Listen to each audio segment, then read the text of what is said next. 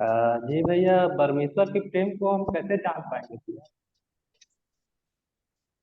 जो हमसे परमेश्वर मतलब के प्रेम को कैसे जान पाएंगे हम? अच्छा, कहाँ से बोल रहे हैं? कौन भाई बोल रहे हैं और कहाँ से बोल रहे हैं? परिचय बता दी थोड़ा सा मैं अपना। भैया बीरगांव से बोल रहा था भैया, ऋतिक बोल रहा था। ठीक ठीक।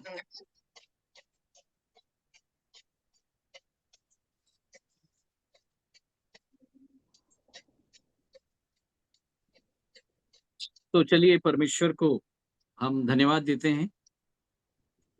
परमेश्वर के प्रेम को हम कैसे जान कैसे पहचान सकते हैं ना? विषय तो खैर देखिए बहुत अच्छा है।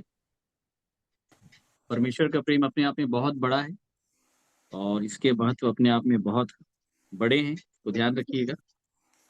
ठीक है। और परमेश्वर के प्रेम को हम कैसे पहचान सकते हैं? चलिए, पहला यूहन्ना 3 अध्याय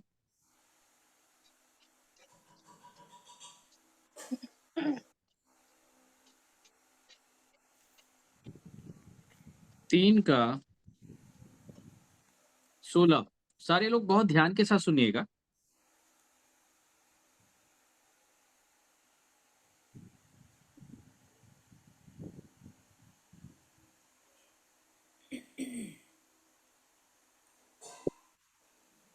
पहला यूहन्ना 3 उसके चलिए पढ़िए। 16 हमने प्रेम इसी से जाना कि उसने हमारे लिए अपने प्राण दे दिए हम्म और हमें भी भाइयों के लिए प्राण देना चाहिए। बस बस रुक जाइएगा। देखिए क्या बोल रहा है। मेरी आवाज आ रही है ना? सब साफ सुन रहे हैं? जी। जी जी भैया सुनाई दे रहा हाँ। है। देखिए, यूहन्ना ये कह रहा है कि हमने प्रेम इसी से जाना कि उसने हमारे लिए प्राण दे दिए। क्या दे दिए? प्राण दे प्राण दे दे। हाँ। और हमें भी क्या देना है? प्राण देना है। प्राण देना है। प्राण देना है। बोलिए, क्या देना है? प्राण देना है। प्राण देना है। हाँ। ठीक है। तो प्रेम क्या है? प्राण देना। प्राण दे देना। प्राण देना। जो सच्चा प्रेम है वो प्राण दे देता है। बोलिए, क्या दे देता है? प्राण दे प्राण दे प्राण देता दे है। देता। प्राण दे देता है। बड़े ध्यान के साथ सुनिएगा। ठीक है। अब मेरे साथ एक वचन निकालिएगा आप। रोमियो की पत्री 5वां अध्याय, सुनिएगा ध्यान से। 5 का 6 से पढ़िएगा और बहुत ध्यान के साथ सुनिएगा। क्योंकि जब हम निर्बल ही थे तो मसीह ठीक समय पर भक्तिहीनों के लिए मरा। हाँ। किसी धर्मी जन के लिए कोई मरे यह तो दुर्लभ है, परंतु हम्म हो सकता है किसी भले मनुष्य के लिए कोई मरने का भी साहस करे। आगे। परंतु परमेश्वर हम पर अपने प्रेम की भलाई इसी रीति से प्रकट करता है कि जब हम पापी ही थे तभी मसीह हमारे लिए मरा।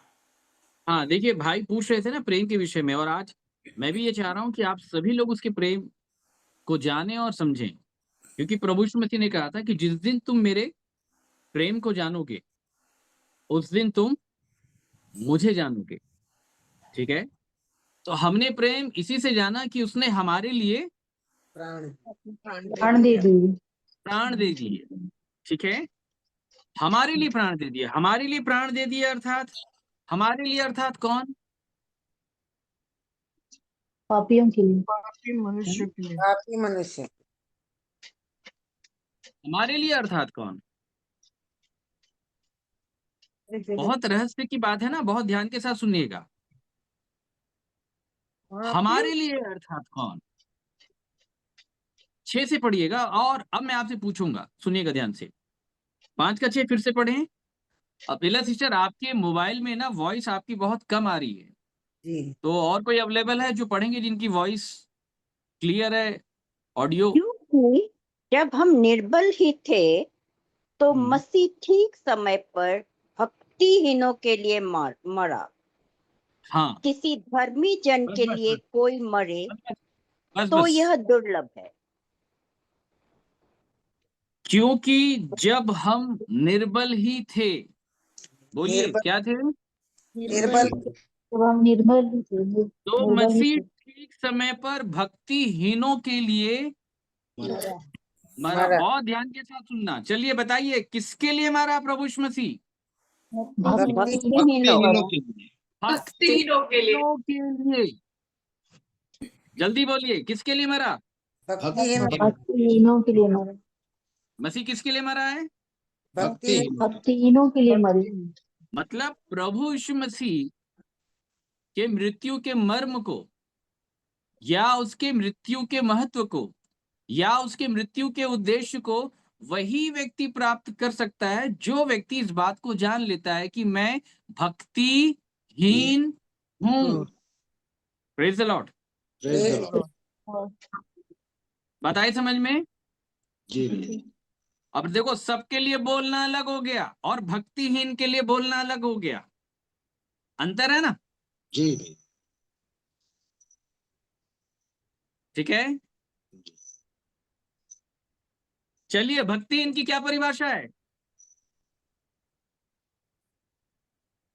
जो काम नहीं करता, कल मैंने जिसमें बताया था भक्ति भक्तिहीन की करने परिभाषा का, के बारे में।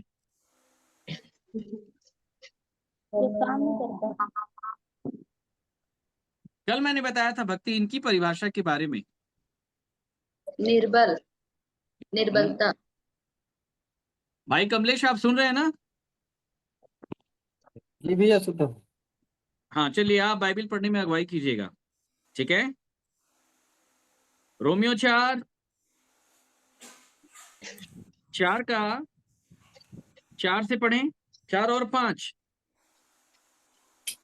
काम करने वालों को मजदूरी देना दान नहीं परंतु हक समझा जाता है, परंतु जो काम नहीं करता वरन भक्तिहीन के धर्मी ठहराने वालों पर विश्वास करता है उसका विश्वास उसके लिए धार्मिकता गिना जाता है। बस आपको ऐसा ही हो जाना है। अब यहाँ पे किसकी चर्चा है? काम नहीं करता भक्तिहीन। भक्ति बोलिए किसकी चर्चा है, चर्चा है? भक्तिहीनों की चर्चा है। भक्तिहीन मनुष्यों की चर्चा है। ठीक है। और यहाँ पे भक्तिहीन मनुष्य कौन है? जो काम नहीं कर सकता, काम नहीं करता हाँ, उस व्यक्ति का नाम क्या है? अब्राहम। हाँ, ये समझ लेना, अब्राहम। ठीक है। अब्राहम को बाइबल क्या बता रही है यहाँ पे? भक्ति भक्तिहीन, हाँ, देखो आपको सुन के बड़ा बहुत आश्चर्य होगा। अब्राहम को क्या बताया गया? भक्तिहीन भक्तिहीन। भक्तिहीन। अच्छा, मैं आपसे पूछना चाह रहा हूं कि जब अब्राहम को भक्तिहीन बताया गया तो उसकी दशा क्या थी? निर्बलता, निर्बलता हाँ, निर्बल। बिल्कुल ठीक है। निर्बल था, दुर्बल था, ये तो आप सुन चुके हैं। बिल्कुल सही बात है। उसकी उम्र कितनी थी? 100 वर्ष,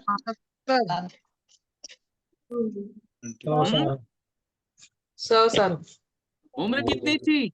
100 वर्ष, 19 पढ़िए। 75 साल वह जो 100 वर्ष का था 100 वर्ष का था।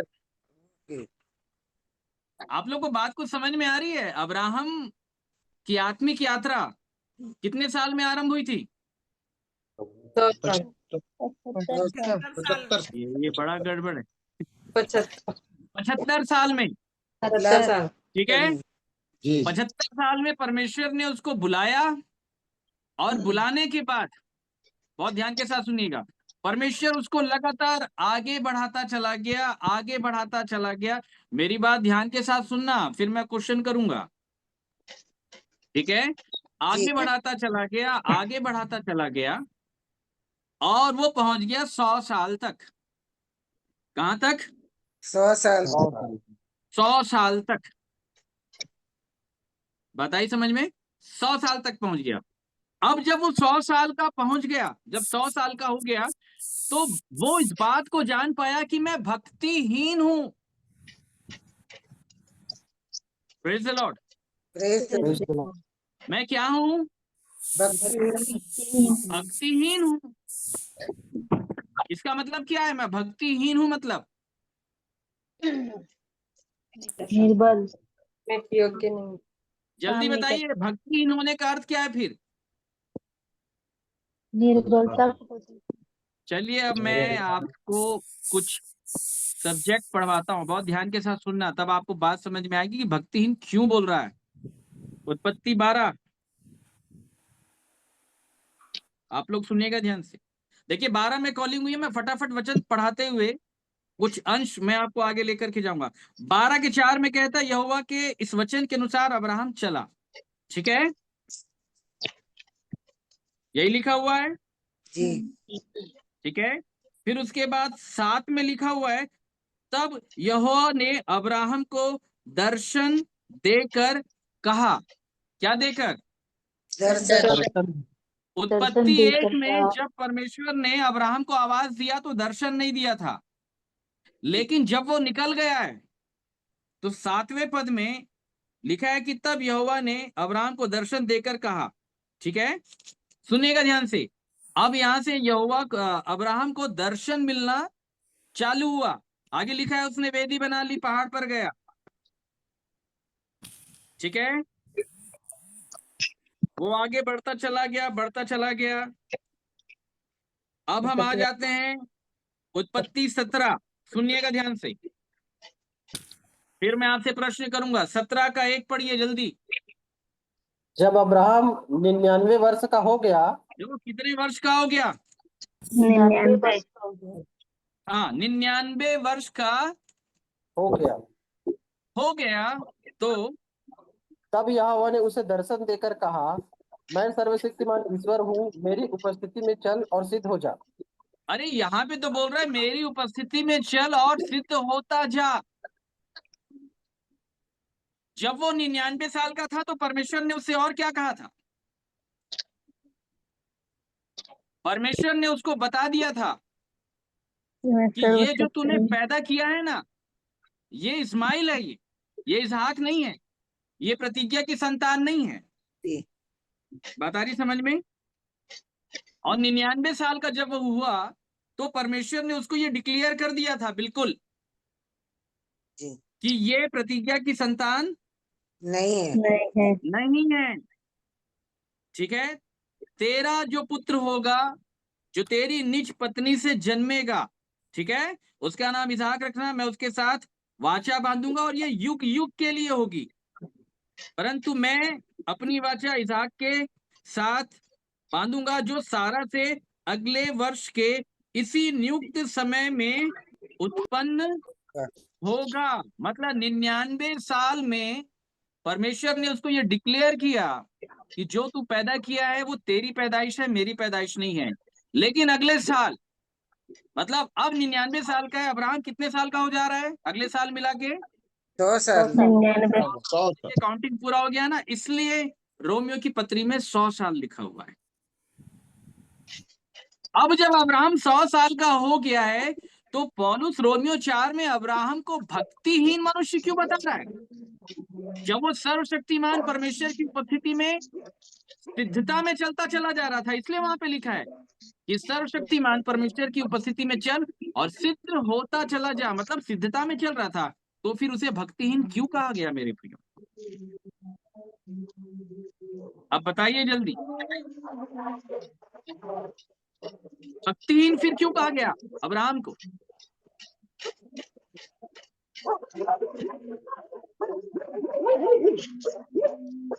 जल्दी बोलिए, भक्तिहीन क्यों कहा गया? अच्छा, आप में से कितने लोग भक्तिहीन हैं?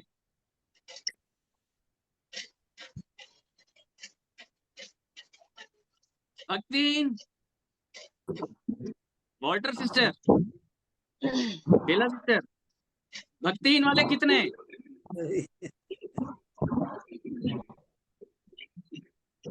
अरे सारे हाथ खड़ा कर रहे हैं।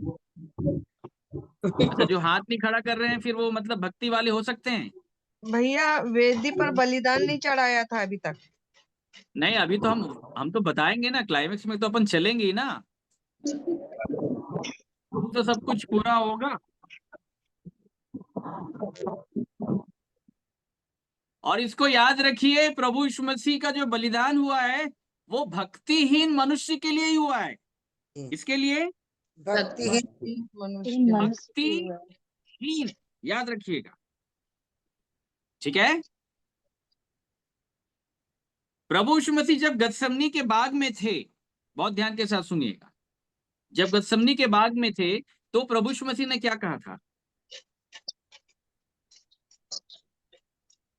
हो चेलों सके से क्या कहा था? हो सके तो ये प्याला टल जाए। आत्मा तो तैयार है, बोलिए शरीर क्या दुर्बल तैयार है? आत्मा आत्मा तैयार है, तैयार है, शरीर दुर्बल है। परंतु शरीर दुर्बल है। दुर्बल है। शरीर दुर्बल है, शरीर निर्बल है, लेकिन निर्बल। आत्मा बलवंत है। Praise the Lord. Praise the Lord. इसको याद रखिएगा। अब्राहम की जो आत्मा थी वो बलवंत थी। क्या थी? बलवंत बलवंत है। वो सिद्धता में चल रही थी, लेकिन उसका शरीर बलवंत नहीं था। शरीर क्या था? बल था। निर्बल था। चलिए अब 19 पढ़ लीजिए, 4:19 रोमियो। वह जो 100 वर्ष का था, अपने मरे हुए हाँ, से शरीर और सारा के गर्भ की मरी हुई की दशा जानकर भी विश्वास में निर्बल न हुआ और विश्वास न में अविश्वास। निर्बल नहीं हुआ। एक मिनट, किसमें निर्बल नहीं हुआ? विश्वास वो विश्वास में निर्बल नहीं था। तो निर्बलता कहाँ पे थी? शरीर में थी। बोलिए कहाँ पे थी? शरीर में। शरीर में। प्रेज द लॉर्ड, ठीक है। और इसी निर्बलता को क्या बताया गया है? भक्तिहीन। हाँ, बिल्कुल सही पकड़े हैं। 5:6 पढ़िए, रोमियो 5 और 6, 5:6 पढ़ें। परंतु जो काम नहीं कर सकता, नहीं, रोमियो 5:6। क्योंकि जब हम निर्बल ही थे तो मसीह ठीक समय पर भक्तिहीनों के लिए मरा। जब हम निर्बल ही थे तो मसीह ठीक समय पर। भक्तिहीनों के लिए मरा। तो निर्बल का मतलब क्या होता है? भक्तिहीन। भक्तिहीन। प्रेज द लॉर्ड, ठीक है। निर्बल का मतलब क्या होता है? भक्तिहीन। भक्तिहीन। और प्रभु यीशु मसीह ने प्राण किसको दिए हैं? भक्तिहीनों के लिए प्राण और दिए। ध्यान के साथ सुनिएगा। अब भक्तिहीन की पूरी परिभाषा क्या है? तो पौलुस ने ये बताया कि जो काम नहीं कर पाता है। Praise the Lord। क्या नहीं कर पाता है? काम नहीं कर काम नहीं कर पाता। जो काम नहीं कर पाता है, बाइबिल उसे भक्तिहीन कहती है। तो उसकी दशा क्या है? भक्तिहीन दशा है। निर्बल। चलिए अब आगे उसकी दशा बता रहा है। रोमियो 7 में आइए।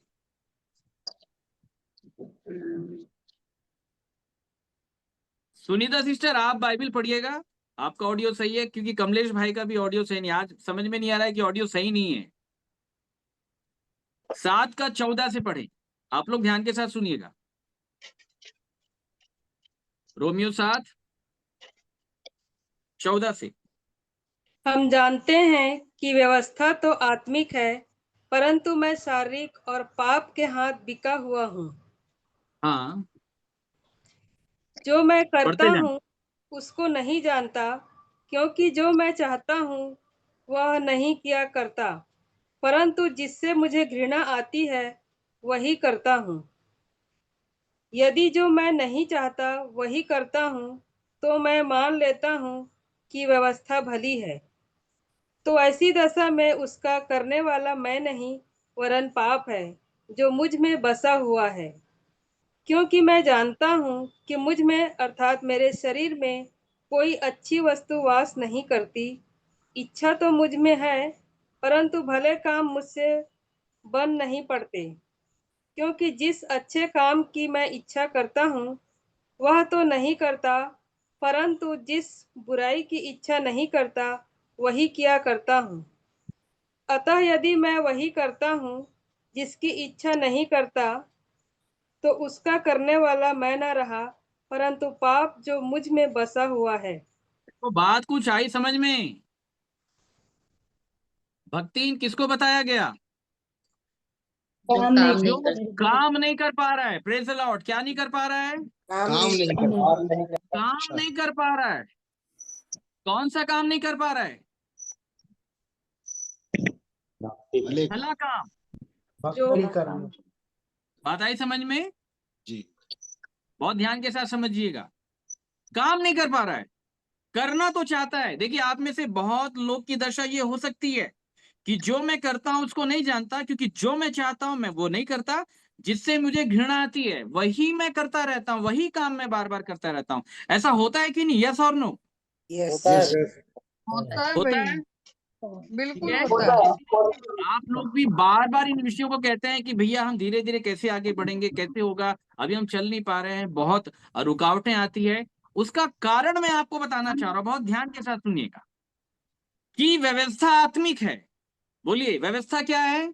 आत्मिक आत्मिक है। परंतु मैं शारीरिक, अरे शरीर लिखा हुआ होना चाहिए था, शारीरिक बोलने की क्या आवश्यकता है? परंतु मैं शारीरिक और पाप और पाप के हाथ आपके टिका हुआ। टिका हुआ है। बिका हुआ हूं। सब इधर सामने देखिए। बोलिए, व्यवस्था क्या है? व्यवस्थित है। आत्मिक है। बोलिए, व्यवस्था क्या है? आत्मिक आत्मिक आत्मिक। परंतु मैं शारीरिक हूं। परंतु में सब बहुत ध्यान के साथ समझिए। देखिए, मैं एक उदाहरण मैं आपको देता हूँ। आपके घर में प्रेस होगा ना, इस तरीके से हम प्रेस करते हैं। जी भैया। वो दो प्रकार के होते हैं। एक तो होता है इलेक्ट्रिक प्रेस होता है, और एक होता है कोयले वाला। जी। ठीक है?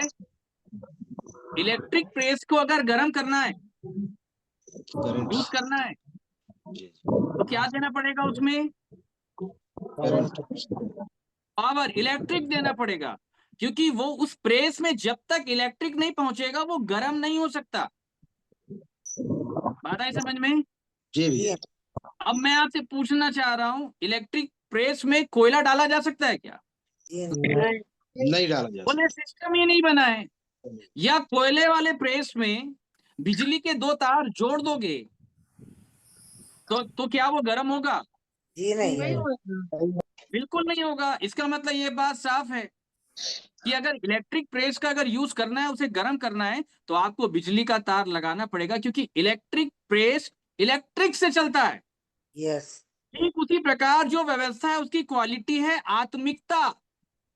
अगर आपको उसका पालन करना है तो आपको भी पूर्ण रूप से आत्मिक बनना पड़ेगा।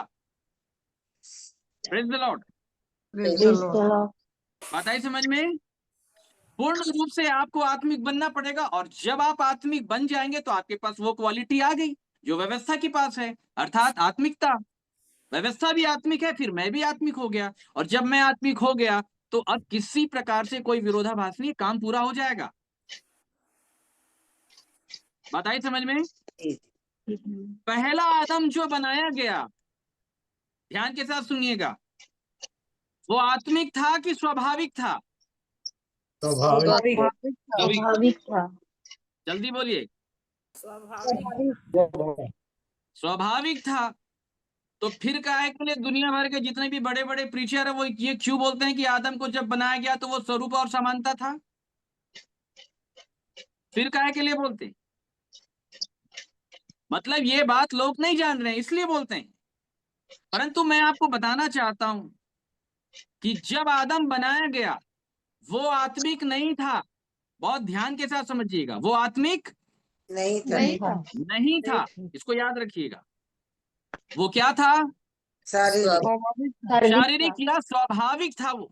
स्वाभाविक परंतु बाद में आत्मिक बना लिखा है। Praise the Lord. ठीक है? परंतु बाद में आत्मिक बना। ठीक है? तो जब वो आत्मिक बन गया, अब वो व्यवस्था को पूरा कर सकता है, क्योंकि व्यवस्था की क्वालिटी ही है, वो आत्मिकता से चलती है। आप आत्मिक बन जाएंगे, आप व्यवस्था को पूरी कर लेंगे। यही बात प्रभु यीशु मसीह बताने के लिए आए थे कि व्यवस्था को कैसे पूरा किया जा सकता है। व्यवस्था को पूरा करने के लिए आत्मिक बनना है। और आत्मिक बनने का सूत्र प्रभु यीशु मसीह ने बताया। Praise the Lord. Praise the Lord. बात आई समझ में? इसका मतलब ये बात साफ है कि अब्राहम जब 99 वर्ष का था वो काम नहीं कर पा रहा था। व्यवस्था आत्मिक थी परंतु वो क्या था? शारीरिक शारीरिक था। हाँ, लेकिन एक अच्छी बात है जो पौलुस कह रहे हैं यहाँ पे रोमियो 7 में, क्या कहता है वो? यहां से पढ़िएगा, 18 पढ़िए। क्योंकि मैं जानता हूँ कि मुझ में अर्थात मेरे शरीर में कोई अच्छी वस्तु वास नहीं करती। इच्छा तो मुझ में है परंतु भले काम मुझसे बन नहीं पड़ते। क्या है मुझ में? इच्छा है। एक अच्छी इच्छा तो बात मुझ यह है, में है। पौलुस बोल रहा है कि इच्छा तो मुझ में है और भले काम मुझसे बन नहीं पड़ रहे हैं। आप में से भी बहुत लोग के अंदर इच्छा होगी। जी भैया। जल्दी बताएं, इच्छा है कि नहीं? जी भैया। इच्छा है ना? बहुत ध्यान के साथ सुनिएगा। इच्छा मतलब समझते हैं? फिलिपियों की पत्री सुनिएगा ध्यान से।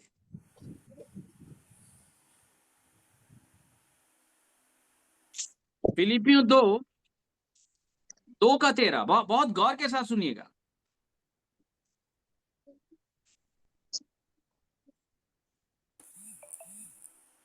क्योंकि परमेश्वर ही है जिसने अपनी स्वेच्छा निमित्त तुम्हारे मन में इच्छा और काम दोनों बातों के करने का प्रभाव डाला है। यहाँ जब पौलुस लेटर लिख रहा है फिलिपियों के विश्वासियों को, तो फिलिपियों के विश्वासियों के अंदर कितनी क्वालिटी है? कितनी क्वालिटी है? जल्दी बताएं। दो ना? क्वालिटी है। 2 क्वालिटी है। quality। बोलिए कितनी क्वालिटी है? दो है। तो पहली क्वालिटी क्या है? इच्छा। इच्छा। ध्यान के साथ सुनिएगा। और दूसरी क्वालिटी काम करने का प्रभाव। ठीक है? अरे ये मिर्च मसाले के डब्बे वाले आवाज को बंद कर दीजिए प्लीज। बहनों थोड़ा सा ध्यान रखो और इस ऑडियो को म्यूट कर लो आप, ठीक है? क्योंकि वो नमक और मिर्ची वाला संदेश हम दे चुके हैं 2 दिन पहले। अब इसको ध्यान के साथ सुनिएगा, ठीक है? 2 क्वालिटी है। पहली क्वालिटी है इच्छा और दूसरी क्वालिटी है काम करने का प्रभाव। ठीक है? लेकिन पौलुस जब रोमियो के लोगों को जब लेटर लिख रहा है, जब उसके विश्वास का आरंभीकरण है, कोई बहुत ज्यादा समय नहीं हुआ है, कुछ ही वर्ष हुए हैं, तो पौलुस ये कहता है कि इच्छा तो मुझ में है। तो उसके अंदर कितनी क्वालिटी आई है? केवल एक आई है। इधर देखिए, कितनी क्वालिटी आई है? एक।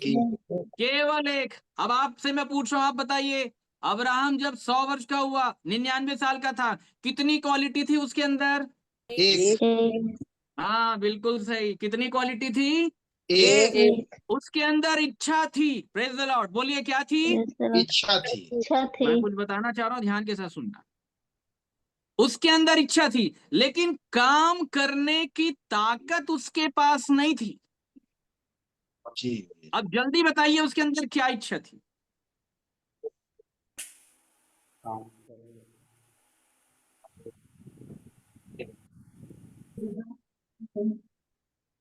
जल्दी बोलिए।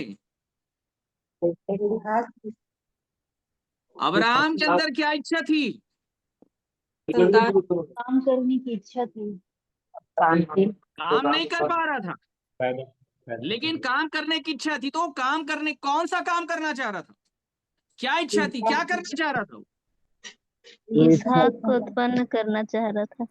किसको? इसहाक को।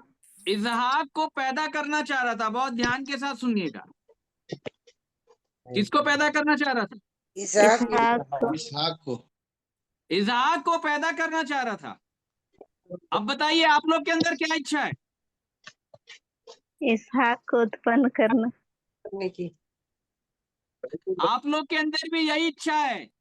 आप इसहाक लोग मसीह को पैदा करना चाहते हैं। किसको पैदा करना चाहते हैं? मसीह मसीह को हाँ, मसीह याद को रखिएगा। यही चाहते हैं कि नहीं चाहते हैं जी हाँ चाहते हैं। कि मसीह प्रकट हो जाए? मसीह क्या हो जाए? प्रकट हो जाए। मसीह प्रकट हो जाए। लेकिन समस्या ये है कि मसीह प्रकट नहीं हो रहा है। अच्छा, मसीह प्रकट क्यों नहीं हो रहा है?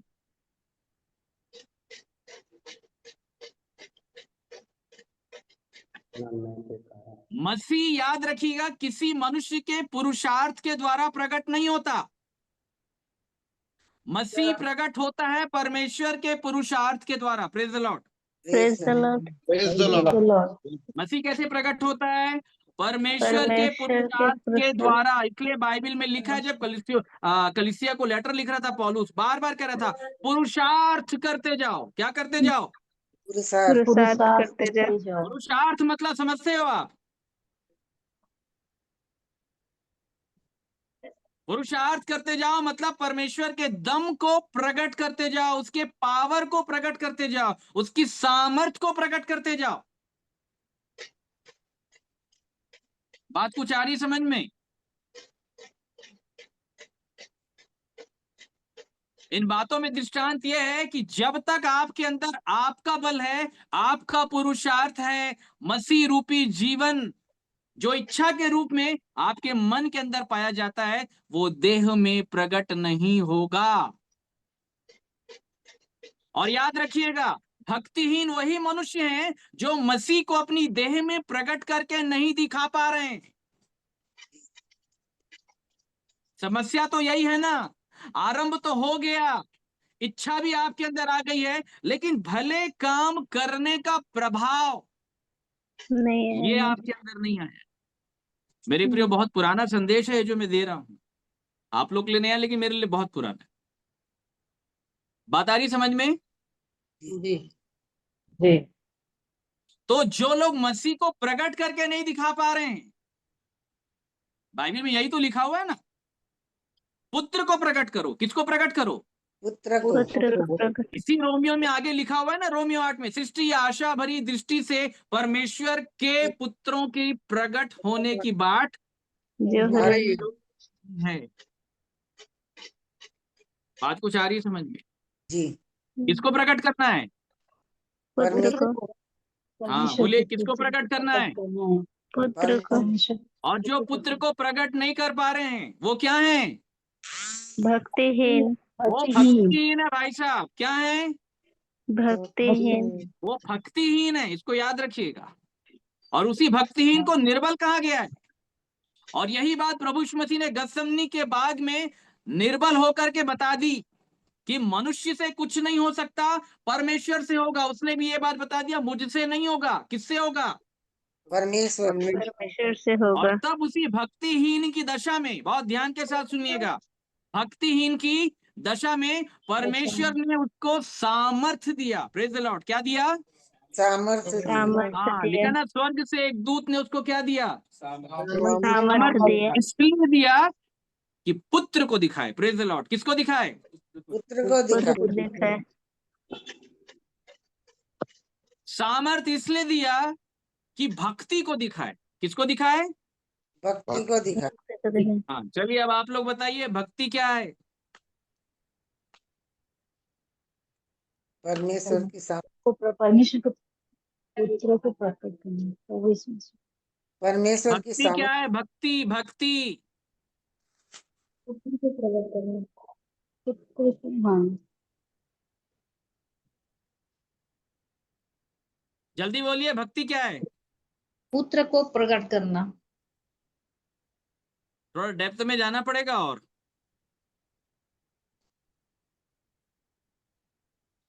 चलिए, अब मैं आपको बताता हूं। अब दूसरे एंगल से समझिएगा कि भक्ति क्या है। निकालिए गलातियों की पत्री,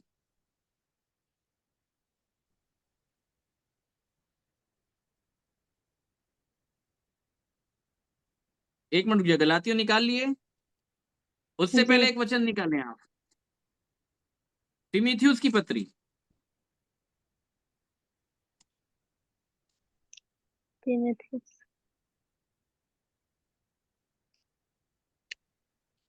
तीमुथियुस की पत्री निकाल लीजिए।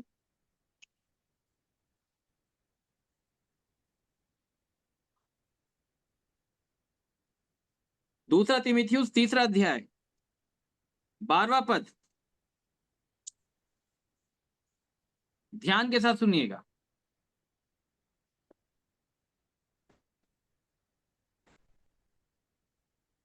सिस्टर पढ़ें।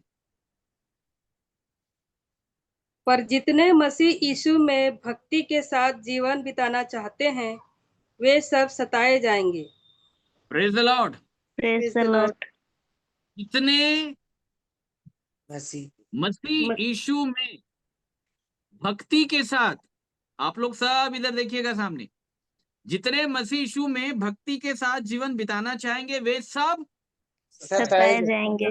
मतलब आप सताए जाओगे, ये बात पक्की है। अगर भक्ति के साथ जीवन बिताना चाहोगे, किसके साथ? भक्ति के भक्ति के साथ। भक्ति के साथ। मतलब भक्ति सताव लाती है। Praise the lord. Praise the Lord. और आज का ईसाई आदमी जो है सताव का इनकार करता है। ये लोग हमें सता रहे हैं, ये लोग हमें सता रहे हैं। अरे भाई, सताने के लिए बुलाए गए हो? क्या तुमने बाइबल नहीं पढ़ी थी जब तुमको बुलाया गया? पढ़े हैं। तो फिर सताए जाओ। बात कुछ आई समझ में? जी जी। प्रभु यीशु मसीह ने क्या कहा? यदि उन्होंने मुझको सताया है वे तुमको भी सताएंगे, यदि उन्होंने मुझे बुरा कहा है तो वो तुम्हें भी बुरा कहेंगे, क्योंकि तुम मेरे पीछे चलोगे, तुम मेरे फॉलोअर होगे। तो जितने मसीह यीशु में भक्ति के साथ जीवन बिताना चाहते हैं वे सब क्या किए जाएंगे? सताए जाएंगे। हाँ, सताए जाएंगे। तो मतलब भक्ति सताव लाती है। Yes. Praise the lord. Praise the Lord. भक्ति क्या लाती है? सताव लाती है। सताव लाती है। अब एक विषय मैं आपको बताता हूं, चलिए मेरे साथ एक वचन निकालिएगा। मरकुस रचित सुसमाचार उसका 10वां अध्याय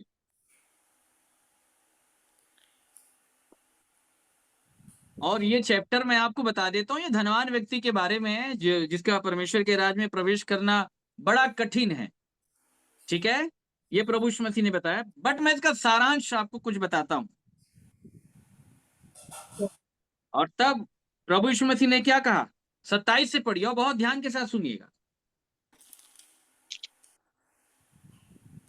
यीशु ने उसकी ओर देखकर, मनुष्य से तो यह नहीं हो सकता परंतु परमेश्वर से हो सकता है, क्योंकि मैंने बार बार परमेश्वर कहा ना कि पुरुषार्थ परमेश्वर ही कर सकता है, मनुष्य नहीं। मनुष्य क्यों नहीं कर सकता? क्योंकि मनुष्य शारीरिक है और परमेश्वर कौन है? आत्मिक है। आत्मिक व्यवस्था आत्मिक है, उसे पूरा करने के लिए परमेश्वर का पुरुषार्थ चाहिए, क्योंकि परमेश्वर भी आत्मिक है। इस बात को ध्यान से समझें। आई बात समझ में? शारीरिक व्यक्ति आत्मिक पुरुषार्थ नहीं कर सकता। ठीक है, इसलिए प्रभु यीशु मसीह ने ये बात कही कि मनुष्य से ये नहीं हो सकता। चूंकि परमेश्वर का पुत्र भी पूर्ण रूप से मनुष्य हो चुका था, इसलिए गतसमनी के बाग में वो निर्बल था, क्योंकि उससे भी नहीं हो सकता था। आइए बात समझ में। अब आगे क्या बोल रहा है सुनिएगा ध्यान के साथ।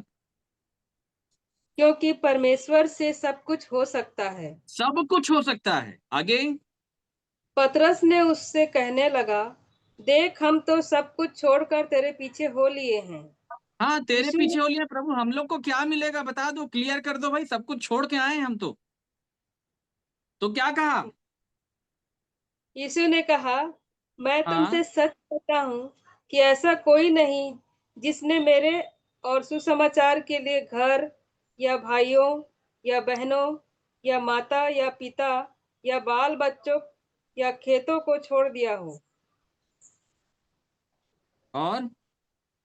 और अब इस समय 100 गुना ना पाए घरों और क्या ना पाए? 100 गुना ना पाए। वो आपको मालूम है ना, बीज बोने वाले दृष्टांत में कितना गुना फल आया? कोई 30, कोई 60 और कोई 100 गुना। सब इधर देखिए सामने। तो 100 गुना लाना है। जी लाना है। 100 गुना लाने के लिए क्या करना पड़ेगा? भाई बहन सबको छोड़ना पड़ेगा। सब कुछ छोड़ना तो भाई पड़ेगा। साहब संदेश खत्म होने के बाद घर छोड़ के निकल ही जाना।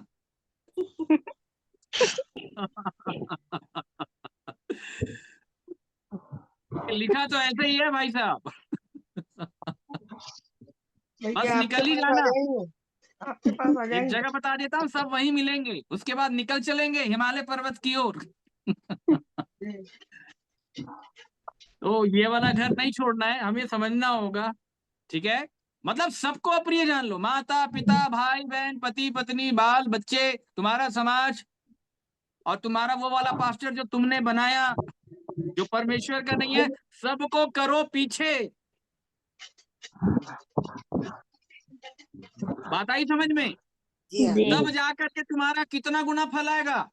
100 गुना। 100 गुना। 100 गुना आ जाएगा इतना छोड़ने के बाद, यस कि नहीं आएगा? आएगा। आएगा। लेकिन मैं बोलता हूँ इतना छोड़ने के बाद भी 100 गुना फल नहीं आएगा, क्योंकि आगे की लाइन का भेद आपको मालूम नहीं है। आगे की लाइन का भेद सुनिएगा, आगे पढ़िए।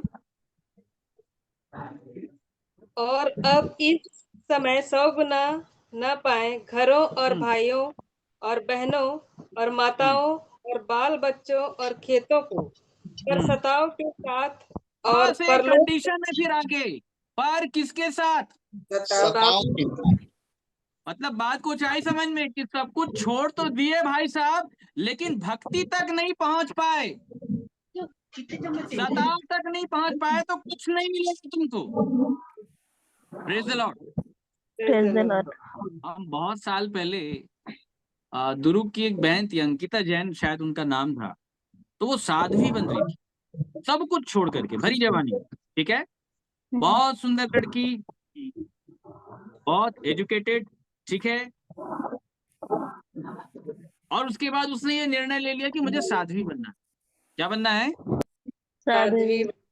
और उसके बाद से पेपर में उसका न्यूज आने लग गया कि वो इस दिन दीक्षा लेने वाली है, और इस दिन अपने घर को छोड़ करके उसके बाद वो घर कभी नहीं आएगी, अब वो बस केवल यात्रा में रहेगी। ठीक है, और उन लोगों में जब दीक्षा लेकर के जब तैयारी करते हैं इस बात के लिए, तो वो पूरे केस को एक एक करके उखाड़ा जाता है ना, ऐसे ऐसे ऐसे उखाड़ा जाता है। उखाड़ने के बाद पूरा केस उनका निकाल दिया जाता है, फिर उसके बाद वो साड़ी आड़ी पहन करके वो साध्वी का रूप धारण कर लेते, और फिर उसके बाद वो पूरा जीवन जो है वो केवल यात्रा में रहेगी। जैसे जैन मुनि लोग की आप यात्रा देखते हैं, उनके पीछे साध्वी लोग कैसे रहे, वैसे ही यात्राओं में वो रहेगी। तो मैं ये सोच रहा था, ये तो बहुत बड़ा विषय है प्रभु,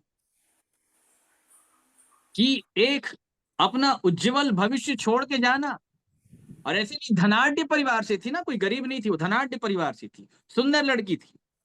वो चाहती तो पूरा जीवन जो है वो संसार के लालसा विलासा में और आगे ताम झाम में बिता सकती थी, लेकिन उसने ये वाली राह चुन ली। फिर मैं यही सोच रहा था कि प्रभु उसने तो सब कुछ छोड़ दिया, रोटी कपड़ा मकान, उसकी चिंता, माता पिता भाई बहन, ये वो सब कुछ छोड़ दिया।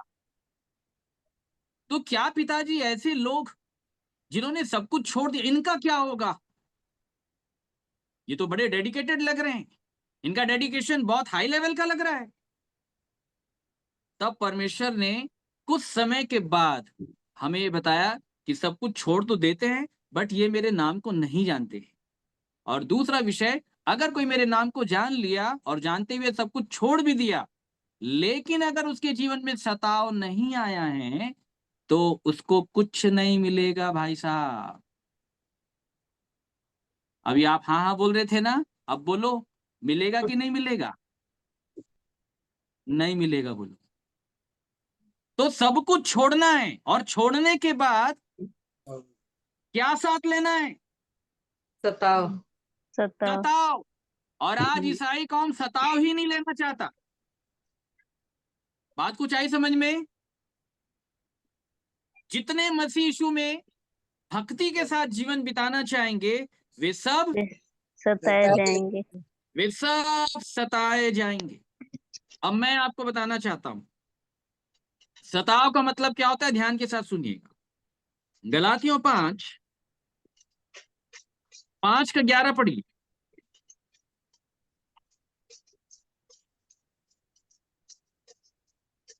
परंतु हे भाइयों, यदि मैं अब तक खतना का प्रचार करता हूँ तो क्यों अब तक सताया जाता हूँ? फिर तो क्रूस की ठोकर जाती रही। पौलुस ये कह रहा है कि यदि मैं अब तक यहूदियों के समान, जो लोग ओल्ड टेस्टमेंट की अधीनता में है, पुरानी व्यवस्था की अधीनता में, अगर मैं उन्हीं के समान अभी तक खतना का प्रचार करता रहता तो मुझे सताया क्यों जा रहा है?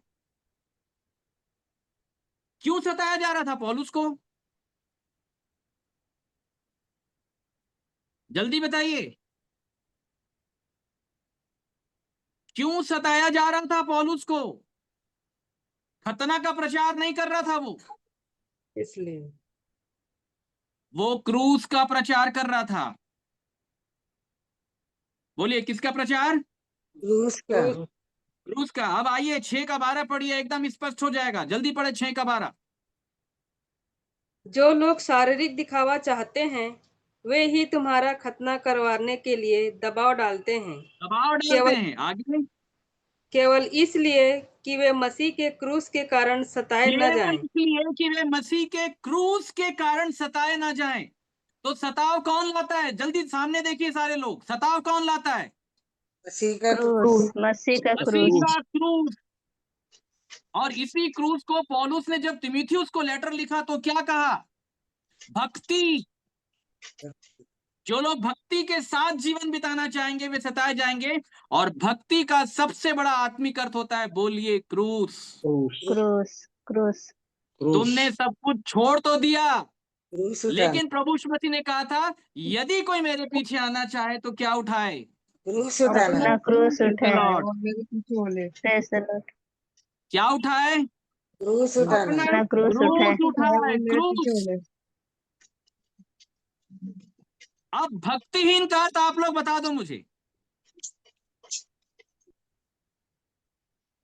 मसीह क्रूस किसके लिए मरा? भक्तिहीन होती भक्तिहीन मतलब क्या है? निर्बल दुर्बल। क्रूस जिसके पास क्रूस नहीं है।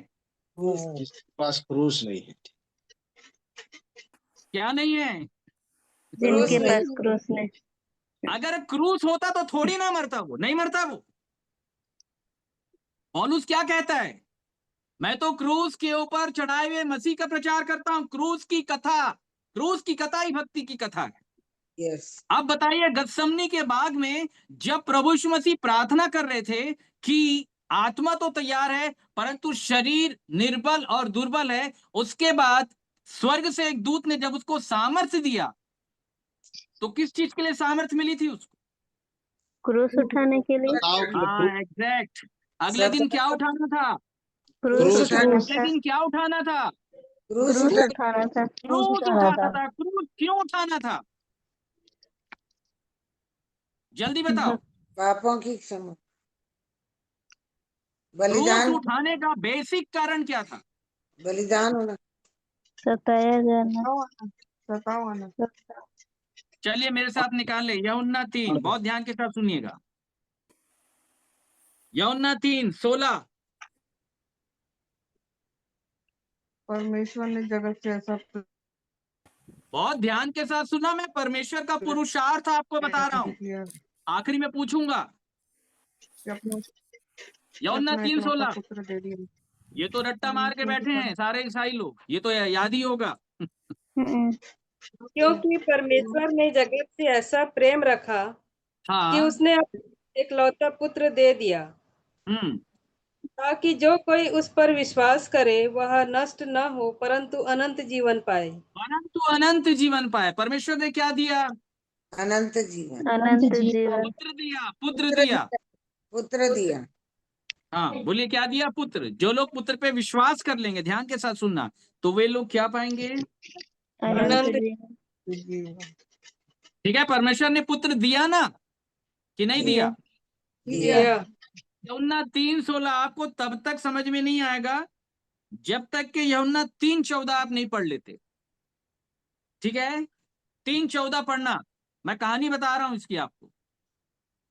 और जिस रीति से मूसा ने जंगल में सांप को ऊंचे पर चढ़ाया उसी रीति से अवश्य है कि मनुष्य का पुत्र भी ऊंचे पर चढ़ाया जाए। ताकि जो कोई उस पर विश्वास करे वह अनंत जीवन पाए। ताकि जो कोई उस पर विश्वास करे वह अनंत जीवन पाए। बोलिए, किसके ऊपर विश्वास करे? यीशु मसीह पुत्र पर। नहीं, पुत्र पूरा बोलो आप लोग। बस जो दिक्कत क्रूस यही पे है, चढ़े हुए मसीह, जो चढ़े मनुष्य हुए मसीह है क्रूस आपसे थोड़ी ना पूछा था भाई साहब। क्रूस पर, क्रूस पर, किस पर विश्वास करना है? क्रूस पर क्रूस पर। क्रूस पर चढ़ाए हुए मसीह पर, जो क्रूस के ऊपर चढ़ाया गया है। क्रूस पर चढ़ाए मसीह तो परमेश्वर ने अपने पुत्र को कहाँ दिया? क्रूस पर, पर। क्रूस पर। Praise the Lord. Praise अब the मैं Lord. आपसे पूछना चाहता हूँ, क्या मसीह खुद अपनी सामर्थ्य से क्रूस पर जा सकता था? नहीं जी नहीं। नहीं जा नहीं जा सकता था। बहुत ध्यान के साथ सुनिएगा। वो कटोरा नहीं पी सकता था बिना परमेश्वर की सामर्थ्य के। बहुत ध्यान के साथ सुनिएगा। आपको मालूम है ना कि जबद्दी के पुत्रों की माता ने क्या कहा था प्रभु यीशु मसीह को, कि मुझे वचन दे कि जब तू अपने राज्य में आए, राज्य में आएगा तो मेरे एक बेटे को दाहिने में बैठाना और दूसरे को बाएं बैठाना। हम। तो प्रभु नहीं बोला, अच्छा हुआ। मैं बोला, वो उनको बैठा लोगे तो हमको कहाँ बैठाओगे प्रभु को? प्रभु नहीं बोला, बोले दाएं और बाएं बैठाना हमारा काम। लेकिन प्रभु यीशु मसीह ने एक बात नहीं है। वहां पे कही थी। क्या कहा था? कि जो कटोरा मैं पीने पर हूं, आप बहुत ध्यान के साथ सुनना, जो अभी तक आप नहीं सुने हो, आपने नहीं देखा है। जो कटोरा मैं पीने पर हूं, क्या तुम इसे पी सकते हो? तो उन लोगों ने क्या कहा? जबद्दी के पुत्रों, हाँ पी सकते हैं, हाय, हाँ पी सकते हैं। उन्होंने कहा बड़ी उत्तेजना के साथ कि हाँ, हम पी सकते हैं। अब ध्यान के साथ सुनना। यहां पे प्रभु यीशु मसीह ने कहा, जो कटोरा मैं पीने पर हूं, उन्होंने कहा हम भी पी लेंगे। लेकिन जब प्रभु यीशु मसीह के पीने का टाइम आया था, तो गत्समनी के बाग में वो प्रार्थना में क्या बोल रहा था? सके तो ये हो सके हो तो सके कटोरा तो ये हटाना। कटोरा टल जाए। तो ये- टलने की बात क्यों कर रहा था प्रभु यीशु मसीह? जब उसको मालूम था ऑलरेडी, उसने कहा था, यह अंगीकार किया था कि जो कटोरा मैं पीने पर हूं, क्या तुम उसे पी सकते हो? जब उसे मालूम था कि ये कटोरा उसे पीना है, तो फिर प्रार्थना में ये बात क्यों कि हो सके तो ये कटोरा टल जाए। टल जाए। निर्बलता के कारण भैया। बात कुछ आ रही है समझ में? कटोरा पीना किसी के बस की बात नहीं है। नहीं है। क्रूस के ऊपर जाना किसी के बस की बात नहीं है। उसकी दशा क्या थी? तुम यही ठहरे रहो, मेरा मन व्याकुल है। बहुत उदास है, व्याकुल है, मेरा जी बहुत उदास है। इतना उदास है कि यहां तक मैं मरने पर हूं, मेरा प्राण निकलने पर। बात आ रही समझ में? जी। आपको मालूम है उसकी ये दशा क्यों थी? दुख चरम सीमा पर पहुंच गया था निर्बलता के क्योंकि कारण। वह सारे मनुष्य के पापों को अपनी बॉडी में ले चुका था, और ये पाप की ताकत उससे फाइट कर रही थी कि जो इच्छा वो आत्मा में पाल के रखा था, उसको काम में वो परिवर्तित ना कर सके। बात आई समझ में? जी।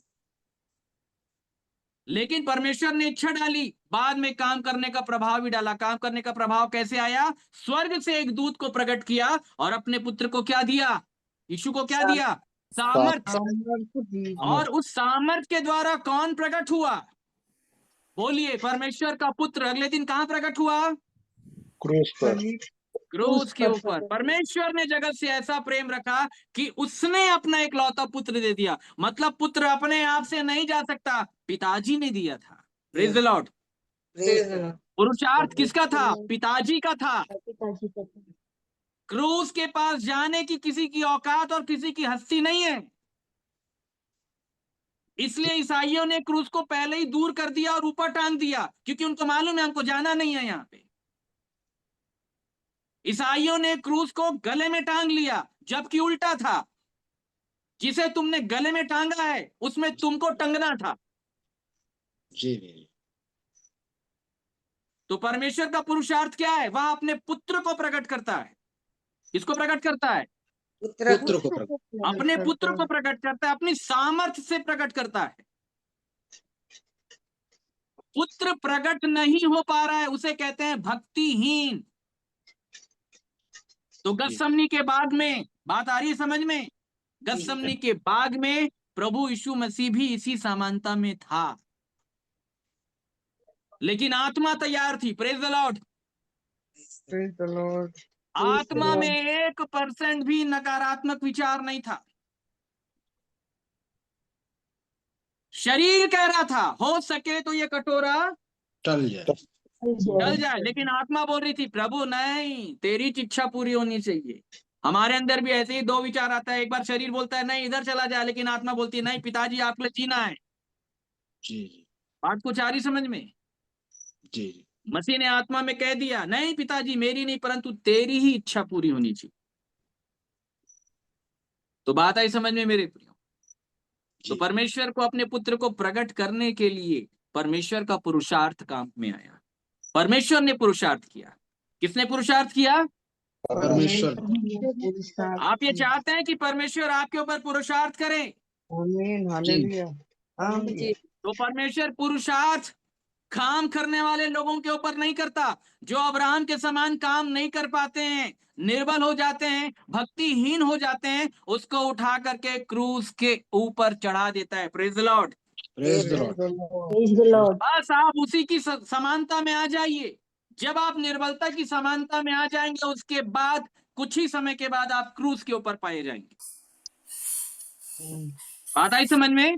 और जब आप क्रूस के ऊपर पाए जाएंगे तो पौलुस ने बताया कि अब जो मैं क्रूस पर चढ़ाया गया हूं, अब मैं जीवित ना रहा, अब मसीह मुझ में जीवित है, और मैं जो अब शरीर में जीवित हूं तो उस विश्वास से जीवित हूं जो क्रूस के ऊपर चढ़ाए हुए मसीह के पुत्र के ऊपर है। क्योंकि परमेश्वर ने पुत्र दिया और मैंने क्रूस में जाके ले लिया, मैं क्रूस में पाया जाता हूं। Praise the Lord. एक बार क्रूस में आइए मेरे प्रियो। बस यही दिक्कत है, कलीसिया अपनी चाल चलन से मसीह के क्रूस के बैरी हैं। आपका शरीर भक्तिहीन है, आपकी आत्मा भी भक्तिहीन है। अगर आपकी आत्मा के अंदर यह विचार नहीं चलता कि मुझे क्रूस के ऊपर जाना है, तो यकीन मानिए आपकी आत्मा भी भक्ति। शरीर तो है ही। यही बात तो प्रभु यीशु मसीह ने कहा आत्मा तैयार है परंतु शरीर दुर्बल। शरीर क्या है? दुर्बल। आत्मा सोचती है, आत्मा इच्छा करती है कि मुझे ये करना है, लेकिन जब करने का प्रयास करती है तो शरीर के बंधन में शरीर करने नहीं देता। आपका बैरी और आपका विरोधी कोई शिवसेना वाला या बजरंग दल नहीं है। आपका सबसे बड़ा विरोधी इस समय ऑन स्क्रीन कैमरे के ऊपर जो आपकी बॉडी दिख रही है वो है। बात आ रही है समझ में? ये शरीर कभी काम नहीं करने देगा। ये शरीर काम नहीं करता। पुत्र को प्रकट होने से रोकता है। बात आ रही समझ में? पुत्र को प्रकट होने से क्या करता है? रोकता है। ये रोक देता है। बात आ रही समझ में? ये शरीर रोक देता है पूर्ण रूप से, पुत्र को प्रकट होने नहीं देता, पैदा होने नहीं देता। बोलिए क्या होने नहीं देता? पैदा नहीं हो। पैदा होने नहीं देता। चलिए आप बताइए पुत्र पैदा कैसे होता है? इसलिए शरीर को मारता कूटता बस मैं करता हूँ पौलुस के समान। पुत्र पैदा कैसे होता है?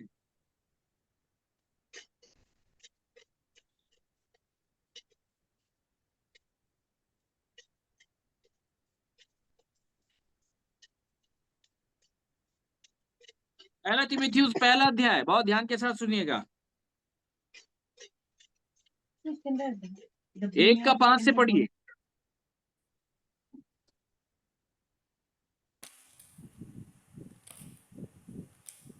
आज्ञा का सारांश यह है कि शुद्ध मन और अच्छे विवेक और कपट रहित विश्वास से प्रेम उत्पन्न हो।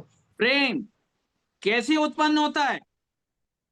कपट रहित विश्वास से। शुद्ध मन, अच्छा विवेक और कपट रहित कपट विश्वास से प्रेम क्या होता है? उत्पन्न होता है। उत्पन्न होता है मतलब पैदा पैदा हाँ, पैदा होता है। तो पैदा होने से पहले कोई चीज कहाँ पे पाई जाती है? पैदा होने से पहले गर्भ में पाई जाती है। गर्भ हाँ गर्भ में। हाँ, बिल्कुल सही बात। कोई भी चीज पैदा होने से पहले कहाँ पे पाई जाती है? गर्भ में। प्रकट होने से पहले कहाँ पे पाई जाती है? गर्भ में। गर्भ में, ठीक है। और गर्भ को बाइबिल क्या कहती है अपनी आत्मिक भाषा में? मन। मन। सबसे अधिक अपने मन की रक्षा कर, क्योंकि जीवन का मूल स्रोत वही है। प्रेम अगर प्रकट होगा, पैदा होगा, तो याद रखिएगा मन से ही होगा। कहां से होगा? मन से। चलिए अब पढ़ लेते हैं रोमियो 5:5 से पढ़ें और ध्यान से सुनिए। 5:5 से पढ़ें।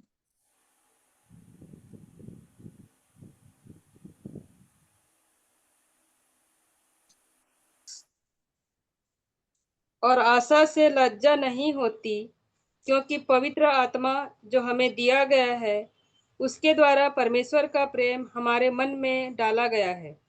कहाँ डाला गया है प्रेम? हमारे मन में। मन में। तीमुथियुस की पत्री में बोल रहा है कि वो प्रेम उत्पन्न होना चाहिए। क्या होना चाहिए? उत्पन्न होना चाहिए। उत्पन्न उत्पन्न होना चाहिए। तो अभी डाला गया है, तो कहाँ डाला गया है? गर्भ में। गर्भ रूपी मन में। बोलिए कहाँ डाला गया है? गर्भ रूपी मन। गर्भ रूपी मन के अंदर। अब ये जो प्रेम डाला गया है, यही परमेश्वर का पुत्र है, ठीक है। यही प्रकट होना चाहिए, पैदा होना चाहिए। ये कैसे पैदा होगा?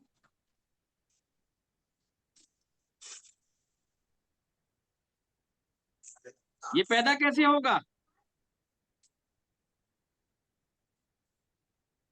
इच्छा मन में। यही विषय प्रभु यीशु मसीह ने बीज बोने वाले दृष्टांत में समझाया था।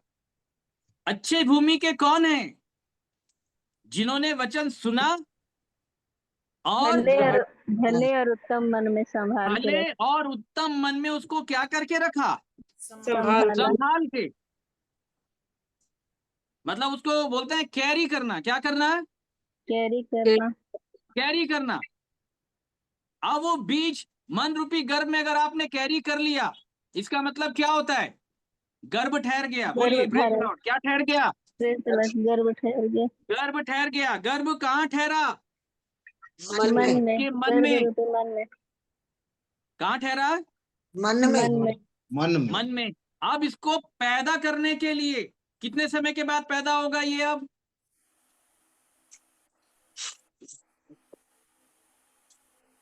जल्दी बताइए।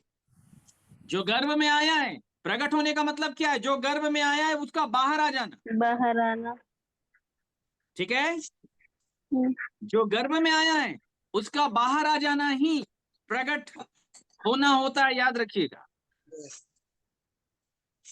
बात आ रही समझ में?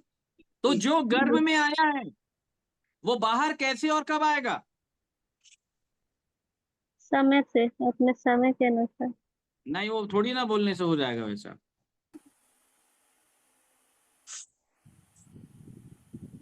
पहला तीमुथियुस पहला अध्याय, ध्यान के साथ सुनिएगा। 1:5 पढ़ें फिर से।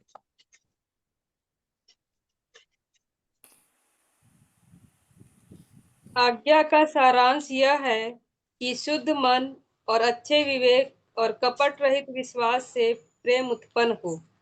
आगे। इसको छोड़कर कितने लोग बकवाद की ओर भटक गए हैं। जितने लोग इस नियम को नहीं समझ पाए, आज्ञा के सारांश को, तो वो बकवादी हैं, लेक्चर दे रहे हैं लेकिन कुछ लेना देना नहीं है, उससे कुछ नहीं होगा लाभ। और आज्ञा का सारांश ये है कि जो प्रेम का बीज तुम्हारे मन में डाला गया है, गर्भ में जो डाला गया है, वो उत्पन्न होना चाहिए। कैसे उत्पन्न होगा? अब इस बीज को उत्पन्न करने के लिए, परमेश्वर के पुत्र को पैदा करने के लिए, प्रकट करने के लिए 3 चीजें चाहिए। बोलिए कितनी चीजें? 3 चीज। पहली चीज क्या है? शुद्ध मन। शुद्ध मन। शुद्ध मन। बोलिए कैसा मन? शुद्ध मन। मन। मतलब गर्भ क्या होना चाहिए? अंदर से शुद्ध होना शुद्ध चाहिए। होना चाहिए। शुद्ध होना चाहिए। बोलिए क्या होना चाहिए? शुद्ध। शुद्ध होना चाहिए। शुद्ध होना चाहिए। ठीक है। और विवेक अच्छे कैसा होना चाहिए? अच्छा अच्छे विवेक। अच्छा, बाइबल में लिखा है उस अच्छे विवेक को थामे रहना, नहीं तो जहाज डूब जाएगा भाई साहब। विवेक भी कैसा होना चाहिए? अच्छा होना चाहिए। अच्छा। अच्छा विवेक जो बस केवल भलाई की बात ही सोचता है। और तीसरा विषय, कपट रहित विश्वास। हाँ, आप में से कितने लोग कपट कपट रहित हैं? विश्वास। कपटी तो नहीं है? कपट रहित कितने लोग हैं? कपट रहित मतलब समझते हैं कि नहीं? कपट क्या होता है? भीतर और बाहर, हम्म भीतर बाहर एक समान होना। इसमें कोई छल नहीं, छल नहीं। कपट रहित का मतलब क्या होता है? भीतर से अलग और बाहर से अलग नहीं होना। प्रभु मन यीशु में और मसीह ने मुंह में शास्त्रियों और फरीसियों के बारे में कहा, कपटी कहते कपटी कुछ शास्त्री फरीसी, हे कपटी, तू अपने भाई के आंख के तिनके को क्यों देखता है? तो कपट रहित कौन हुआ? जो दूसरे की कमियों को नहीं देखता, बस केवल अपने ही आप को देखता है, उसे कहते हैं कपट रहित हो जाना। और यहाँ एक दूसरे के ऊपर उंगली उठाने वाले जो लोग होते हैं वो कपटी होते हैं। यस। अब ये बोला जा रहा है कि जिस मनुष्य के मन रूपी गर्भ के अंदर ये बीज आ गया है, उसे अब कपटी नहीं होना है, उसे कपट रहित होना है। क्योंकि अगर वो उसके बाद कपटी हो गया तो जो बीज उसके गर्भ रूपी मन के अंदर डाला गया है वो बाहर आ जाएगा। बाहर मतलब मिसकैरेज हो जाएगा, शैतान उठा के लेके चला जाएगा, वो पैदा नहीं होगा। जो बीज गर्भ में आया है उसे लंबे समय तक संभाल के रखना है मन के अंदर, और संभालने के लिए 3 चीज चाहिए, शुद्ध मन, अच्छा विवेक और कपट रहित विश्वास। जब इन 3 बातों की कोई चौकसी करता है, तब ये बीज मन रूपी गर्भ के अंदर क्या होता है?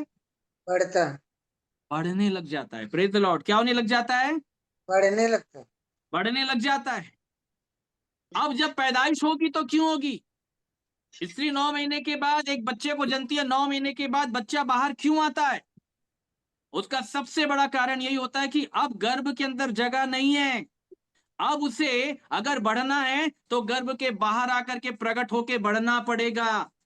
ठीक उसी प्रकार जब तक मसीह रूपी बीज जो प्रेम का है, वो जब तक बढ़ करके आपके मन में कब्जा नहीं कर लेता, तब तक वो आपकी देह में प्रकट नहीं होने का। बात आ रही है समझ में? वो प्रकट नहीं होगा, इसको याद रखिएगा।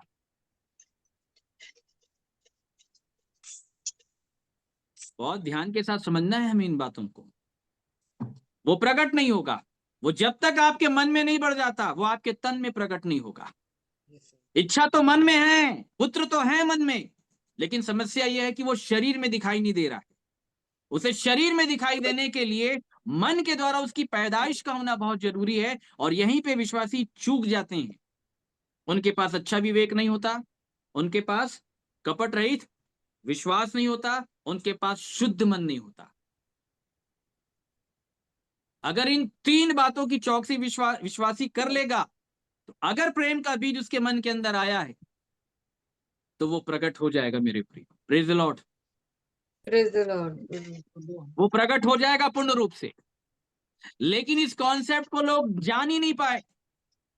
आज्ञा का सारांश यही है कि शुद्ध मन, अच्छा विवेक और कपट रहित विश्वास से वो प्रेम अर्थात पुत्र पैदा हो जाए। प्रेम किसको बताया गया? परमेश्वर को बताया गया। वो कैसे पैदा होता है?